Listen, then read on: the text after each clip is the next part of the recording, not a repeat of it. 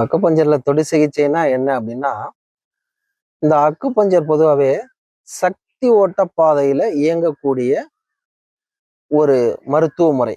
இது சைனாவுடைய மருத்துவ முறை. அதை நாங்க இங்க தொடு சிகிச்சை அப்படின்ற ஒரு முறையில நாங்க இதை பார்த்துக்கிட்டு இருக்கோம். இது எப்படி இயங்குது அப்படின்னு பாத்தீங்கன்னா, இந்த உடம்புல பஞ்சபூதங்கள் அப்படின்னு சொல்லுவோம். இந்த பஞ்சபூதத்தை அடிப்படையாக கொண்டுதான் இந்த உடம்பு இயங்குது. அப்ப இந்த பஞ்சபூதங்களுடைய பேலன்ஸ் இன்பேலன்ஸ், ஏற்றம் இறக்கம், அதை பொறுத்து தான் இந்த மருத்துவம். இப்ப இந்த பஞ்சபூதங்களுடைய குறைபாடுகள், இந்த பஞ்சபூதங்களோட சுழற்சி, ஒவ்வொரு பஞ்சபூதங்களும் ஒன்னோட ஒண்ணு தொடர்பு உடையது. அப்போ ஒன்னோட ஒண்ணு சுழற்சி ஏற்படும் போது ஒண்ணு கூடும் ஒண்ணு குறையும். அப்ப எங்க கூடி எங்க குறைஞ்சாலும் அது ஒரு குறைபாடு. அப்ப அந்த குறைபாடை எப்படி சரி பண்றது அப்படிங்கிற ஒரு முறைதான் இந்த தொடு சிகிச்சை. அந்த தொடு சிகிச்சையை எப்படி பண்றோம் அப்படின்னா, ஒற்றை புள்ளி அப்படிங்கிற ஒரு முறையில இந்த வைத்தியத்தை பார்த்துக்கிட்டு இருக்கோம். எப்படி சார் இந்த ஒற்றை புள்ளியில பார்க்க முடியும் அப்படின்னா, இந்த அக்குபஞ்சர்ல பல புள்ளிகள் இருக்கு. இந்த உடம்புல பல சேனல்கள் இருக்கு, நிறைய சேனல்கள் இருக்கு. அப்ப இந்த நிறைய சேனல்கள் இருந்தாலும் எல்லாமே இந்த 5 பஞ்சபூதங்களுக்குள்ள அடங்கும். அதுதான் முறை. அதைத்தான் இந்த நாடி பரிசோதனையில நாங்க கண்டுபிடிச்சு சரியான புள்ளிய தேர்வு செஞ்சு ஒரு தொடு உணர்வு அப்படிங்கிறது மூலியமா தூண்டப்படுது. அப்படி தூண்டும் போது இந்த உடம்புக்கு தேவையான ஒரு ஆற்றலை தூண்டும் போது இந்த உடம்பு வேலை செய்யும். அதுதான் இந்த அக்குபஞ்சருடைய தொடு சிகிச்சை.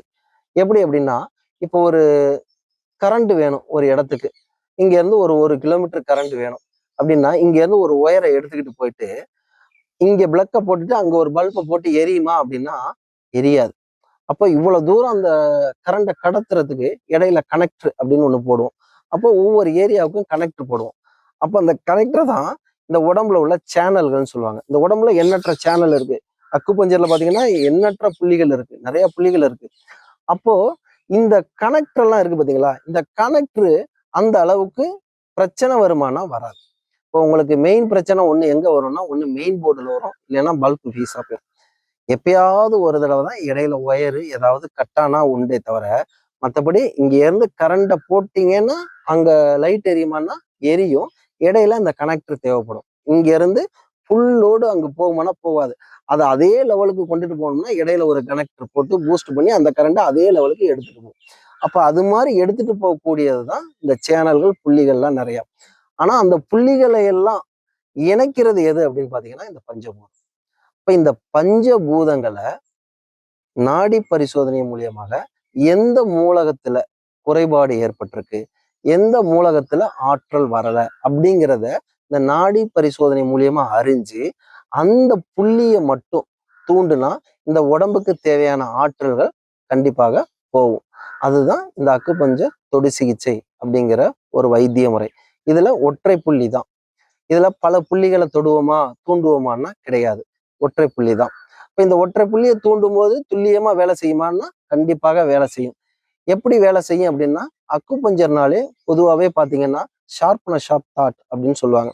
இந்த ஷார்ப்னஸ் ஆஃப் தாட் அப்படின்னா மிக துல்லியமான முறையில, ஷார்ப்னஸ் ஆஃப் தாட். ஷார்ப்னஸ் அப்படின்னா மிக துல்லியமான, தாட் அப்படின்னா நம்மளுடைய எண்ணங்கள்ல. இப்ப நம்ம எண்ணங்கள்ல சரியான முறையில அந்த நாடி பரிசோதனையை அறிந்து அந்த புள்ளியை தூண்டும் போது அந்த காந்த ஆற்றலை நம்ம கொடுக்கும்போது இந்த உடம்புக்கு தேவையான ஆற்றல் போகுமானா கண்டிப்பாக போகும்.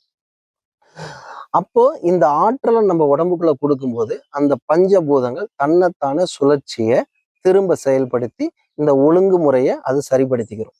அதுதான் இந்த அக்குபஞ்சருடைய தொடு சிகிச்சை.